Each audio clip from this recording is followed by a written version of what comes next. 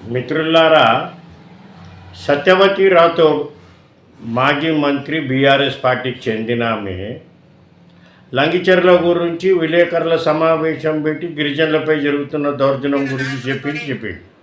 మీరు ప్రెస్ మీట్లు పెట్టి ఇదంతా తప్పైనట్టు అవి 210 ఎకరాలే గిరిజనులు అని చెప్తున్నారు. ఇది చాలా తప్పుడు విషయం అండి. 200 ఎకరాలు ఉన్నా 2 ఎకరాలు ఉన్నా గిరిజనులు మనస్ఫూర్తిగా ఒప్పుకొని ఇవ్వకపోతే అమ్మో, గిరిజనుల మీద బడి ప్రేమ కులిపోయింది అయ్యాయి మాకు గిరిజనుల గురించి. అమ్మో మిత్రులారా, ఈమె గిరిజనులు అని మాట్లాడుతున్నది. ఈమెకు 2-3 విషయాలు గట్టిగా అడుగుతా నేను. ఒకటి, కేసీఆర్ గిరిజనులకు 14% రిజర్వేషన్ ఇస్తా అన్నాడు, ఇచ్చిండా? ఈమె ఎప్పుడన్నా ఆ రిజర్వేషన్ గురించి మాట్లాడిందా? ఒకటి. ఇక రెండోది, గిరిజనులకు 3 ఎకరాల భూమి ఇస్తామని చెప్పిండు, చట్టసభల అసెంబ్లీలో ఒప్పుకుంటూ గిరిజనులకు 3 ఎకరాల భూమి ఇచ్చిండా అని అడుగుతున్నాం. రెండోది. ఇక మూడోది, పోడు భూముల గురించి గిరిజన ఆడవాళ్ళని తీసుకుపోయి, గర్భిణీ స్త్రీలను తీసుకుపోయి 3 రోజులు అన్నం పెట్టకుండా పోలీస్ స్టేషన్లో కొట్టిర్రు.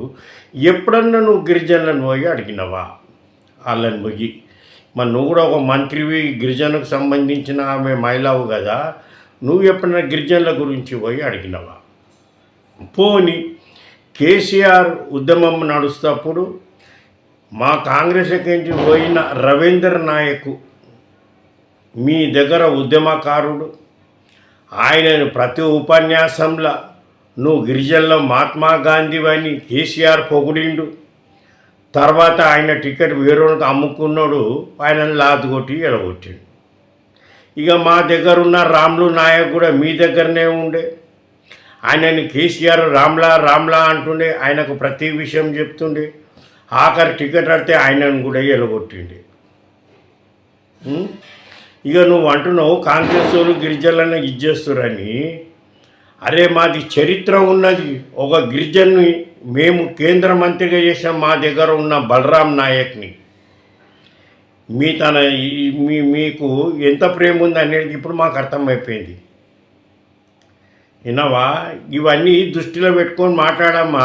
మళ్ళీ నువ్వు ఇన్ని రోజులు ఏడున్నావు, గిరిజనుల మీద ఈ తిరిగి దౌర్జన్యాలు జరిగినాయి.